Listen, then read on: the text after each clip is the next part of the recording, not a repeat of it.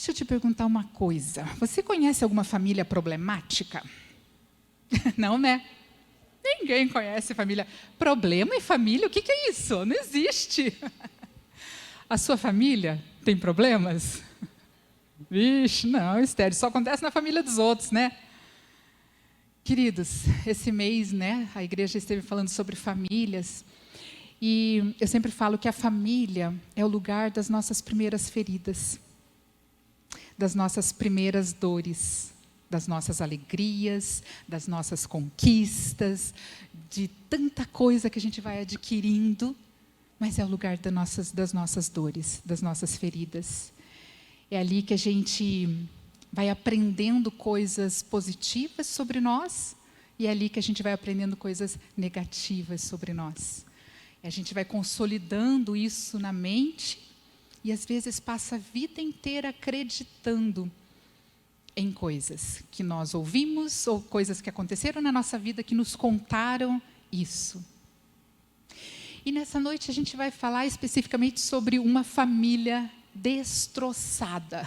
Pensa numa família destroçada. O tema da nossa mensagem é culpa e o poder da graça. Aleluia. Culpa e o poder da graça. Se nós formos ver, essa família, ela já vem de geração após geração com dores e feridas. O patriarca dessa família é Abraão. Quem já orou, já viu, as pessoas mais antigas principalmente, elas oram assim: Senhor Deus de Abraão, Isaque e Jacó, né? 3 gerações ali. E por quê? Porque são os patriarcas da nossa fé, né? E começa com Abraão, algumas coisas, alguns conflitos. Quando Abraão já fala que Sara é meia irmã dele, é uma meia irmã, é uma meia verdade, uma coisa meio confusa, né? E depois tem problemas sobre isso. Aí começa uma briga entre as mães dos filhos filho de Agar, Ismael, né? E depois o filho de Sara, Isaque, tem que dividir. Né? Agar se sente desprezada, vai embora com Ismael, depois volta, enfim, tudo aquilo e a intervenção de Deus nessa família. Aí Isaque, que era o filho da promessa, ele vem, constrói a sua família e ele tem 2 filhos, que são Esaú e Jacó. Esaú e Jacó, Esaú o filho do pai, Jacó o filho da mãe. Por quê, Esther? Porque Esaú era peludo, era caçador, era forte, né? Eu imagino um homem assim, cheirando testosterona. Era o orgulho do pai. Esse é o meu guri. Ele é forte, ele é caçador, ele não tem medo, ele vai em frente. E Jacó, seu irmão, era o filho da mãe. Por quê? Ele vivia na tenda. Ele vivia com a mãe, ele aprendeu a cozinhar, aliás, era um excelente cozinheiro. Você já imaginou, por exemplo, Jacó, quantas vezes ele desejava ter aquele olhar de orgulho do pai para ele, que tinha para Esaú? Quantas vezes Jacó desejava que o pai tivesse orgulho dele? Aí começa a nascer uma rivalidade e, enfim, acontece aquela história que todos nós já sabemos, né? A bênção era do primogênito, que no caso era Esaú.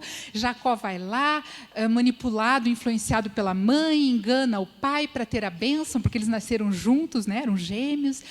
E ali começa mais mentira, mais engano. E Jacó, então, foge. Geralmente, quando a gente tem culpa, a gente foge, porque ele enganou o irmão, ele enganou o pai. Seria difícil para ele continuar convivendo, uma pela ira do irmão, que iria matá-lo, e outra de ver o que ele tinha feito. A culpa que tomava conta dele. Ele fugiu, influenciado pela mãe novamente, e foi para a casa do seu tio Labão, e lá o que acontece? Ele se apaixona por uma mulher, e quem que engana Jacó dessa vez? O seu tio. O que eu planto, eu colho. E então ele é enganado uma vez, depois ele trabalha mais um tanto, depois o tio tenta ainda mais coisas ali, tentando, né, convencê-lo a ficar, e um monte de estratégia, de manipulação para cá, de manipulação para lá. Enfim, Jacó volta rico com as mulheres, com os filhos. Só que ele volta, resolve o seu passado com o seu irmão Esaú, né? Tem que resolver um passado, uma culpa de tantos anos ali no Peniel, que a gente já conhece, todos nós já lemos, quem não leu tem a chance de chegar em casa e ler, e ele resolve aquilo. Só que tinha coisas, talvez, no coração de Jacó que ele ainda não tinha conseguido resolver. E Jacó, então, ele, com aquela mágoa de ter sido enganado pelo tio, e a primeira mulher que lhe foi dada, que era Lia, não era a mulher amada. E Deus olhou para o desprezo de Lia e foi dando filhos para Lia. E Raquel, que era a esposa, né, que era a mulher do coração dele, não tinha filhos, era estéril. Até que depois ela conseguiu ter 2 filhos. E o filho primeiro que nasceu dessa esposa do coração, a esposa amada dele, era o preferido do coração dele, José. Né? Todos nós também já conhecemos essa história. E por José ser o preferido, ele atraiu a ira dos irmãos, da filha da desprezada. Sempre numa família, quando tem preferências, vai ter ciúme, vai ter insegurança, vai ter sentimento de inferioridade. Vai fazer mal até para quem é preferido, no caso de José. E para quem é preterido, mais mal ainda, porque sempre vai se sentir desprezado. Família disfuncional, os patriarcas. E então, um dos filhos, o 4º filho de Lia, chamado Judá. É essa história que nós vamos ver hoje, né? Quando foi me dado o tema, eu disse, socorro, falar sobre Judá, família de Judá. Né? Eu tive que ir lá ler, porque era algo que eu passava meio batido sempre na família de Judá. Então eu fui, né, refletir um pouquinho sobre isso. E eu vi mais uma vez a culpa assolando Judá. Por quê? Porque Judá ajudou a vender José, o seu irmão. Lembra que eles iam matar, iam deixar José morrer lá naquela cova. Inclusive foi Judá que disse, espera aí, a gente podia vendê-lo como escravo para preservar a vida. Né? Teve essa ideia. Enfim, José foi vendido. E nós vamos ver então de novo a culpa, a manipulação, a mentira, tomando conta de mais uma família, da geração. A gente costuma dizer na psicologia que o pai cala, o filho fala. Aquilo que os pais não tratam, os filhos vão ter que lidar com isso. Né? Então, por isso que muitas vezes a coisa é de geração em geração. Uma ferida de rejeição que não foi trabalhada nos avós, vai passar para os filhos, que vai passar para os netos. E a gente não está falando de maldição. A gente está falando de feridas não curadas, de feridas não tratadas. Porque se eu me sinto rejeitada, vai ser difícil passar outra coisa para o meu filho, para a minha filha. Se eu não sou tratada nisso, a gente dá o que tem. Ninguém dá o que não tem. Às vezes a misericórdia, né? A misericórdia de Deus vem e cura. Amém, glória a Deus. Eu vou conseguir passar outra coisa. Então nós vamos ver, eu vou pedir para você abrir a sua Bíblia, o seu celular, você que está na internet aí também, em Gênesis, capítulo 38. Queridos, essa história, ela é muito interessante, que aqui nós vamos ver um pouquinho da história de Judá, dessa família, e é muito interessante porque no capítulo 37, para quem já leu, a Bíblia está falando sobre a história de José, que os irmãos tinham acabado de vender José, no capítulo 37. E estava contando a história. A gente imagina que vai continuar contando a história de José, que a gente já sabe, que depois ele foi vendido como escravo, depois foi padeiro, né, ficou amigo e se tornou depois governador do Egito. Só que a Bíblia para, né, o autor desse texto, ele para o versículo 37 de José, e ele começa o capítulo 38 falando de Judá, aquele que tinha vendido o seu irmão. Então, falando, José estava indo para o palácio, né, foi vendido como escravo, e ele estava indo para o quê? Para um caminho que parecia de derrota. Né? Foi vendido como escravo. Só que a gente vai ver que enquanto José estava indo para um caminho de vitória, que depois do deserto vem a bênção, como a irmã nos contou aqui, né? E estava indo para um caminho de vitória, o seu irmão Judá foi para um caminho de derrota. Então, imagine, né? O autor para o capítulo 37 e começa o capítulo 38, então, falando da história de Judá e Tamar. Então, eu vou pedir para você ler, a gente vai lendo e vai comentando, porque é um texto um pouquinho longo. Capítulo 38, versículo 1. Por essa época, Judá deixou os seus irmãos e passou a viver na casa de um homem de Adulão, chamado Iura. Ali, Judá encontrou a filha de um cananeu chamado Suá e casou-se com ela. Ele a possuiu, ela engravidou e deu à luz a um filho, ao qual ele deu o nome de Er. Tornou a engravidar, teve um filho e deu-lhe o nome de Onã. Quando estava em Quezibe, ela teve ainda outro filho e o chamou Selá. Então, aqui a gente vê um homem que tinha acabado de vender o seu irmão, e eu imagino ele chegando em casa e vendo a dor, a tristeza do pai, porque daí eles levaram a túnica ensanguentada, dizendo que o filho preferido do pai, que era José, tinha morrido. Eu imagino a dor que ele viu do pai ali, e a culpa dele, sabendo o que eles tinham feito. Os irmãos se juntaram e fizeram aquilo contra José. Eu imagino esse peso da culpa. Ele tentando dormir e não conseguia dormir porque a culpa vinha. E a culpa é assim mesmo. Ela tira sono, ela tira paz, ela tira fome ou ela dá muita fome. A culpa desregula o nosso organismo físico, a nossa mente, o nosso espírito. E eu imagino ele tentando, ele não conseguindo, então ele pega. E diante da culpa, amados, nós temos 2 caminhos. Ou a gente enfrenta, ou a gente foge. Lembra de Adão no paraíso? O que aconteceu? Desobedeceu a Deus. Quando Deus chega, Adão, onde está você? Aonde Adão estava? Escondido. Esse é o nosso mecanismo humano.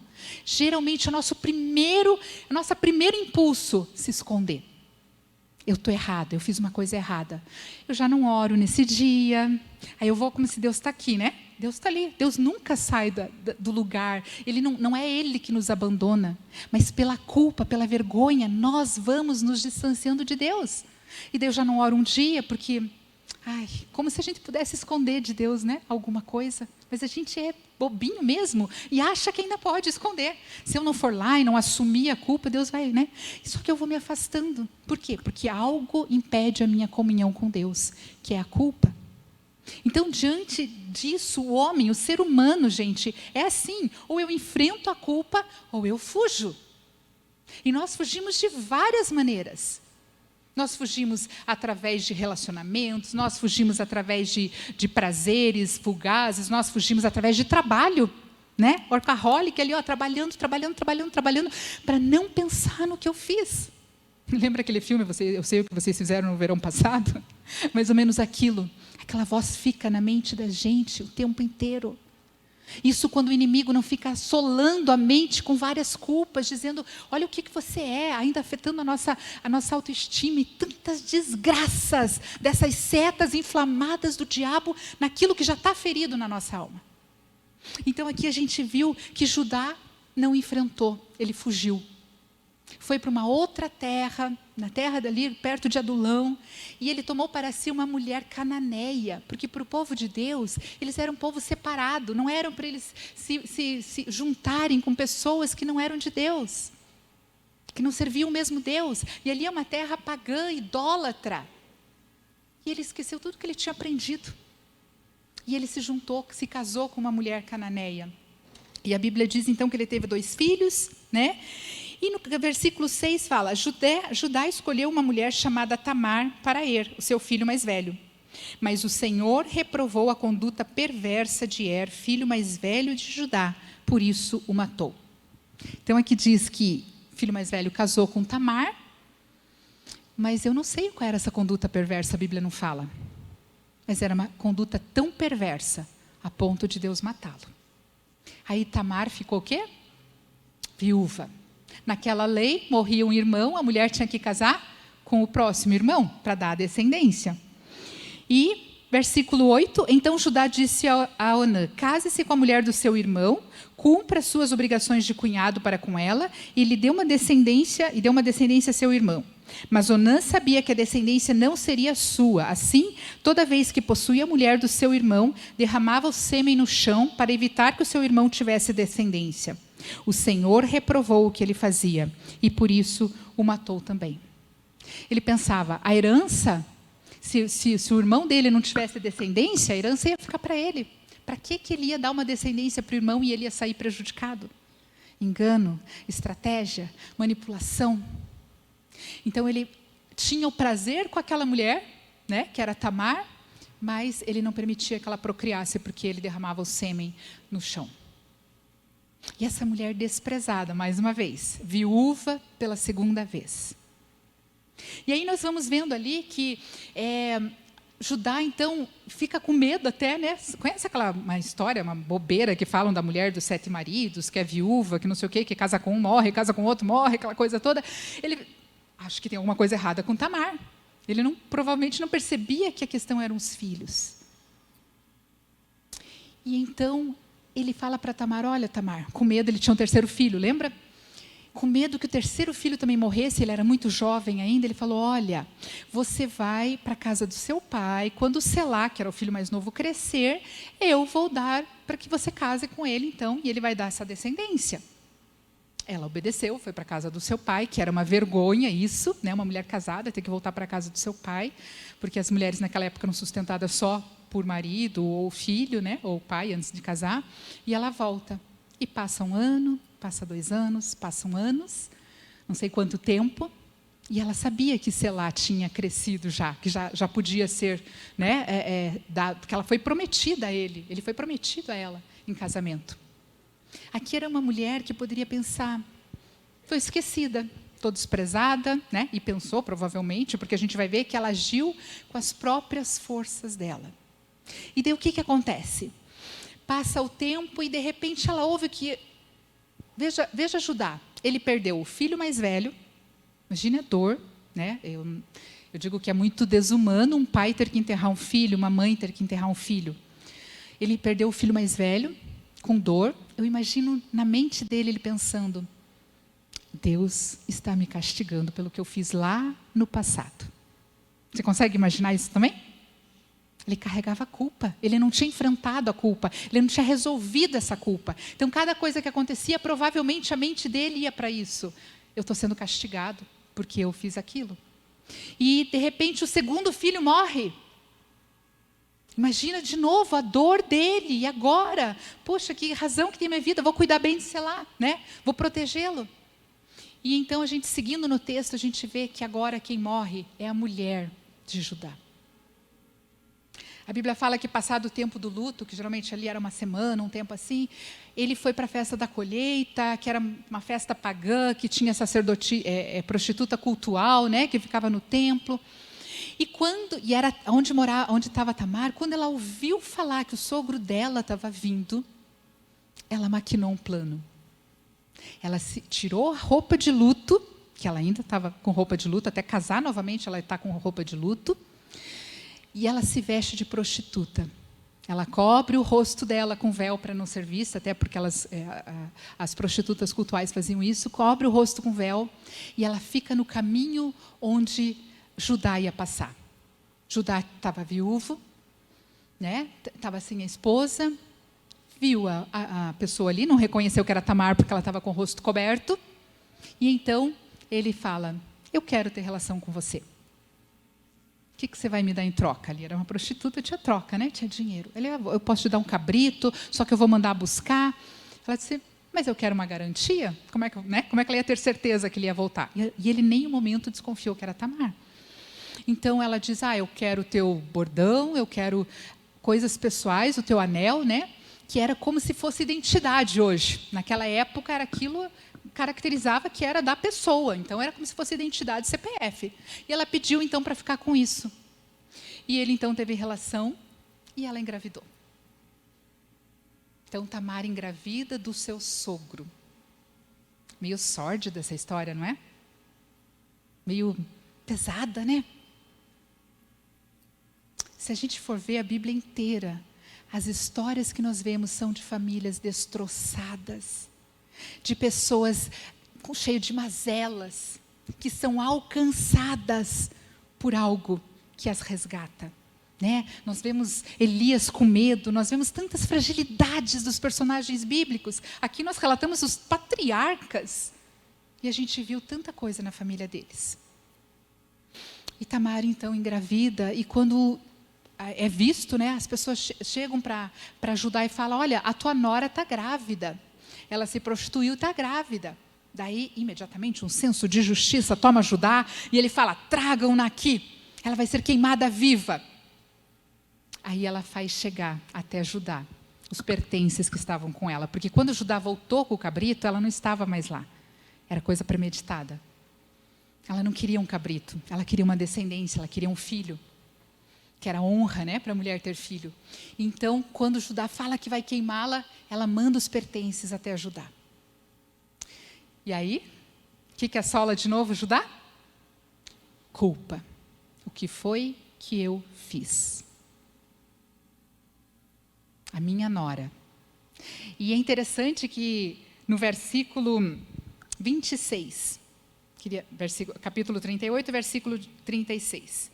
Então, o versículo 25, ele fala assim, ó, quando ela estava sendo levada para fora para ser queimada, mandou o seguinte recado ao sogro, estou grávida do homem que é dono dessas coisas. E acrescentou, veja se o Senhor reconhece a quem pertencem este selo, este cordão e este cajado. Judá os reconheceu e disse, ela é mais justa do que eu, pois eu devia tê-la entregue ao meu filho Selá, e não voltou a ter relação com ela. Aqui, meus queridos, mostra um indício de arrependimento, certo? Nesse momento, ele reconheceu o que eu fiz. Eu prometi meu filho e não cumpri. Por medo, para proteger, eu deixei uma mulher desprezada, eu deixei uma mulher envergonhada. E aqui parece que é um início de arrependimento, quando ele fala, ela é mais justa do que eu. E então ela vai a gestação a termo, ela tem filhos gêmeos, de novo, gêmeos na família, né? E eles crescem, e a Bíblia fala que ele não voltou a ter relação com ela. Isso é uma prova de mudança de vida, de arrependimento, né? Porque normalmente, quando a gente se arrepende de verdade, a gente tem mudança de vida, não é só teoria. A Bíblia fala, pelos seus frutos os conhecereis. E aqui, amados, eu vejo Judá, então, se encontrando com todo esse passado dele novamente. E a Bíblia não relata exatamente depois o que aconteceu ali nos próximos capítulos imediatamente. E ela volta, então, lá para a história de José, que estava ocorrendo simultaneamente. E daí, toda a história que a gente já sabe, né, da fome que assolou toda a terra, tudo aquilo que os irmãos fizeram, que foram até o Egito pedir, não reconheceram que era José, o governador do Egito. Enfim, toda a história acontece. E aqui eu queria realmente trazer isso para a nossa mente. Muitas vezes a gente vem à igreja, a gente serve na igreja, tem ministério na igreja, e às vezes a gente carrega algo não resolvido dentro da nossa vida.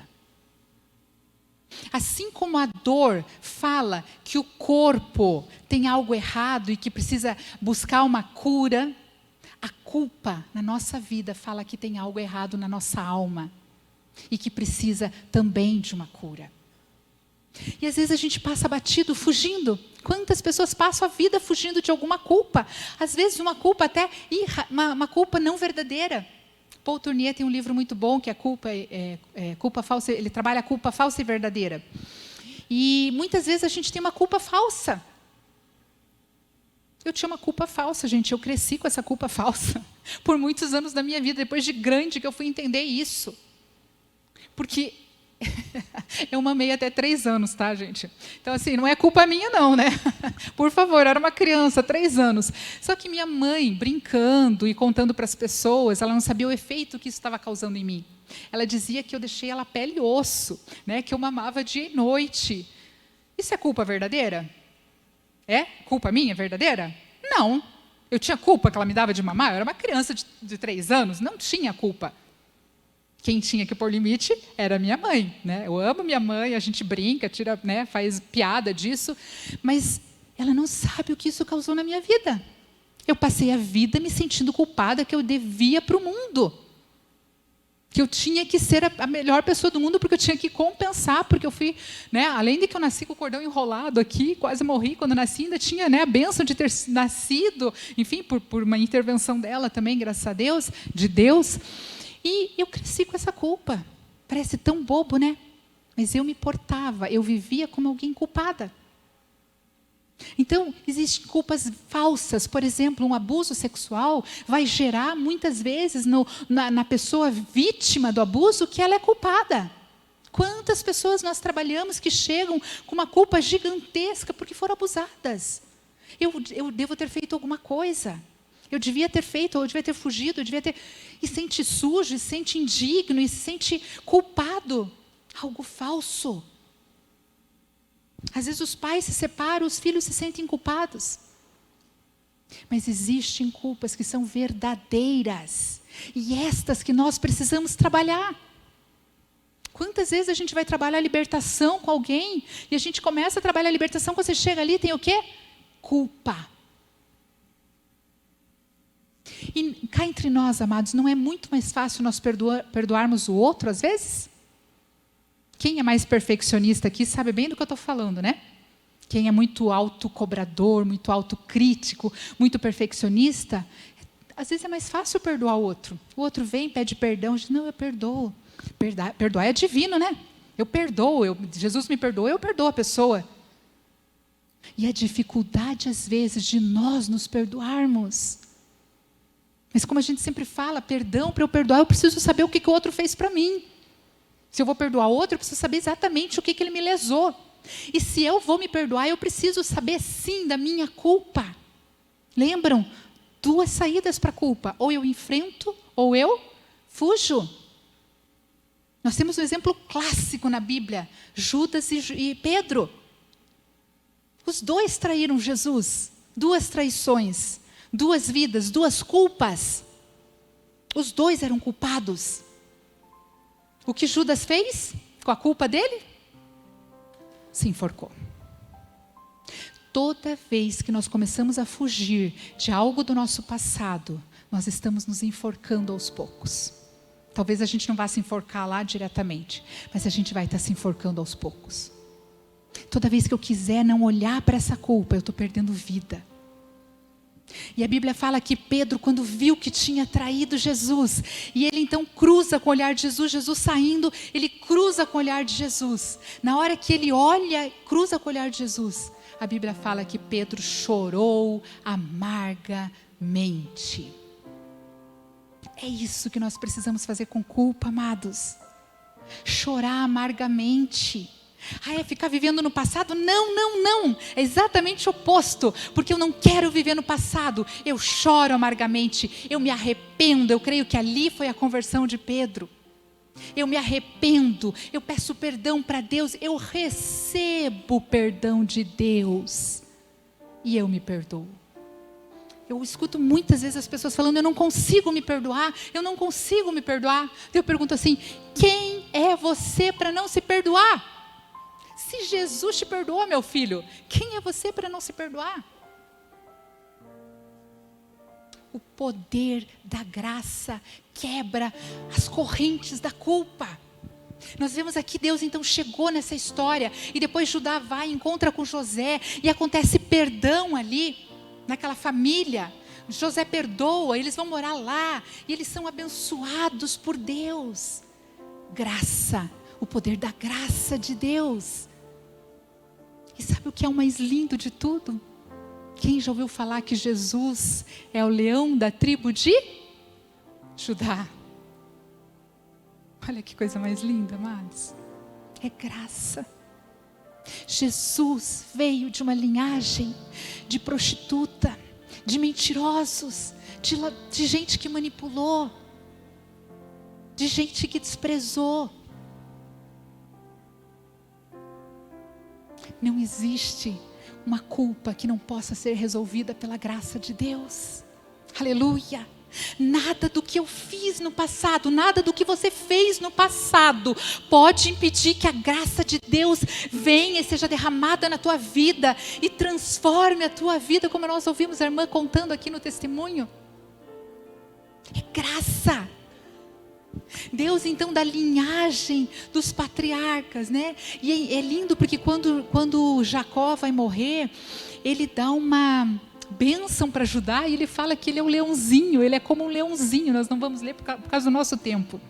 Mas ele fala, ele dá a bênção, ele diz que ele vai ser abençoado e que o cetro nunca ia se apagar da sua linhagem. E o que ele estava dizendo ali? A tua linhagem é de rei. E quem lá na frente vem como rei, depois de Davi, de Salomão, quem que vem? Jesus, o nosso rei. Aleluia! De uma linhagem dessa vem o nosso Salvador. Deus não despreza ninguém. Deus não despreza ninguém pelo que você fez no passado, pelo que eu fiz no passado. O poder da graça de Deus, quando encontra um caos, Ele floresce esse caos. Quando encontra um deserto, Ele faz florescer esse deserto. E Isaías fala: ainda que os vossos pecados sejam vermelhos como escarlate, eles podem se tornar brancos como a neve. Aleluia! Não importa o que você fez, o sangue de Jesus tem poder para lavar. 1 João 9 fala o quê? Se confessarmos os nossos pecados, Ele é fiel e justo para nos perdoar e nos purificar de todo pecado. Aleluia! Justo, por quê? Porque Jesus Cristo, o Cordeiro sem mácula, foi fazer justiça naquela cruz, por mim e por você.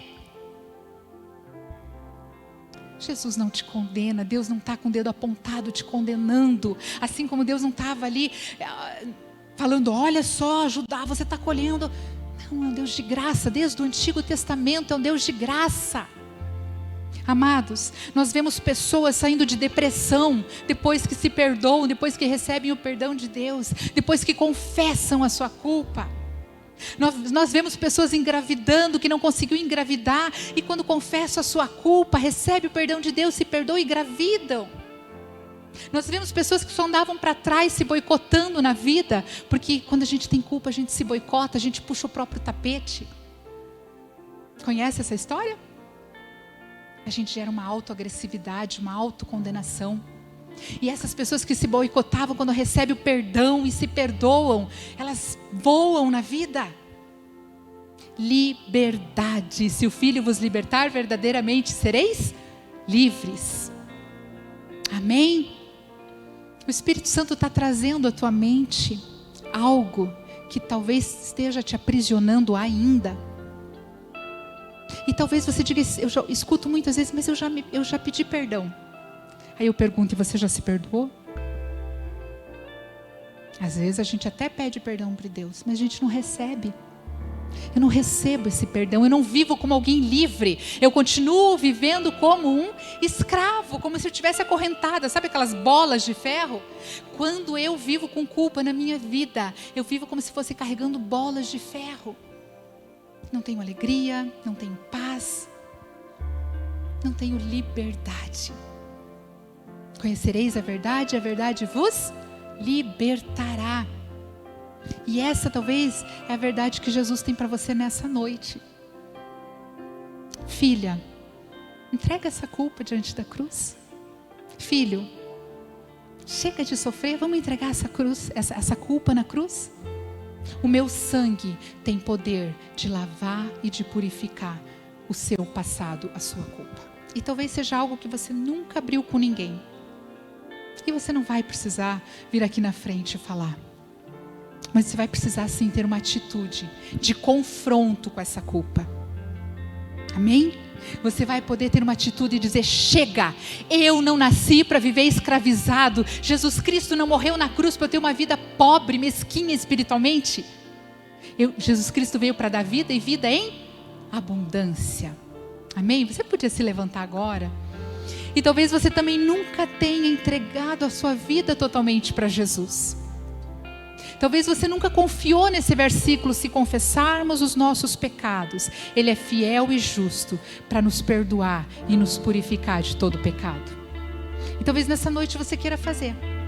Eu quero entregar minha vida para Jesus. Eu quero pedir perdão por todo o meu passado e deixar esse passado sujo, esse passado talvez de incredulidade, de dor, eu quero deixar na cruz de Cristo nessa noite.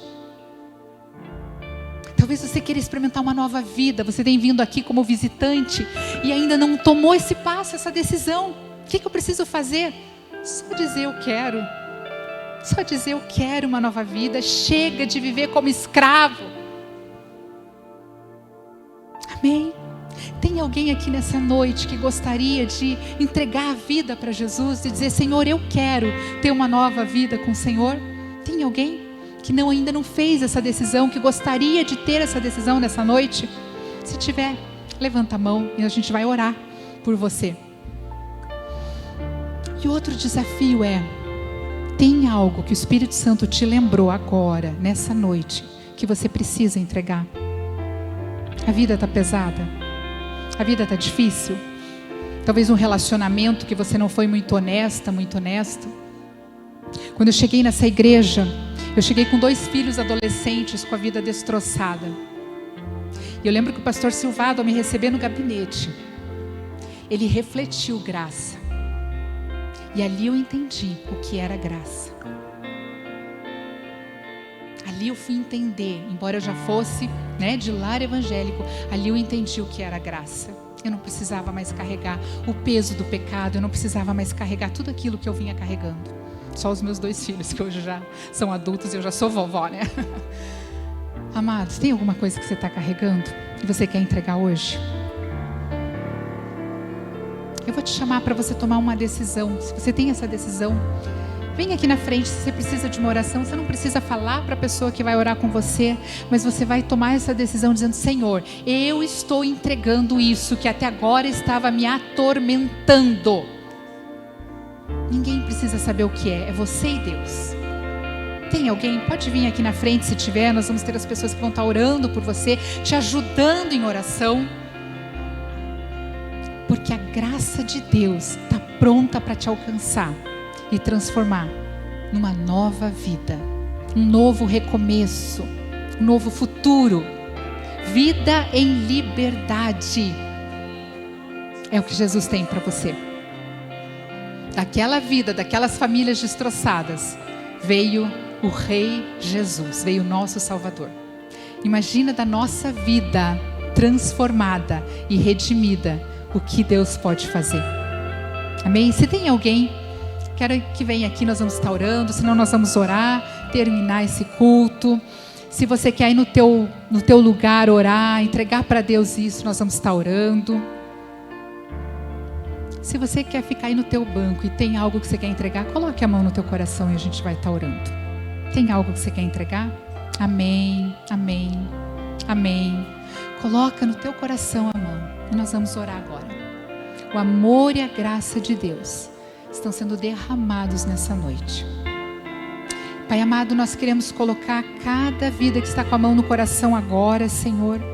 Deus, pedindo, Deus, que nesse momento a Tua graça, o poder da Tua graça invada essas vidas agora, Senhor, em nome de Jesus. Nós oramos, Pai, para que cadeias de culpa sejam quebradas agora, pelo poder do nome de Jesus Cristo, Senhor.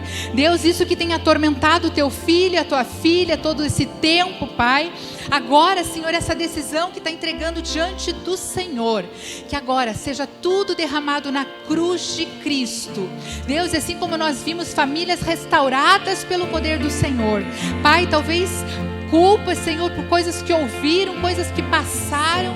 Deus, culpas falsas, culpas verdadeiras, sejam quebradas agora pelo poder do nome de Jesus. Pelo poder do nome de Jesus. Senhor, e essas pessoas que estavam fugindo, que não conseguem confrontar isso, que agora o Teu Espírito Santo confronte, em nome de Jesus. Pai, em nome de Jesus, que a Tua graça, o Teu poder agora, o poder do Teu amor, venha curar essas vidas agora, Senhor, e que todo o passado fique na cruz de Cristo, Senhor. Nós declaramos a bênção, uma nova vida, um novo tempo, Senhor, na vida do Teu filho e da Tua filha, que está entregando, Senhor, esse fardo para o Senhor.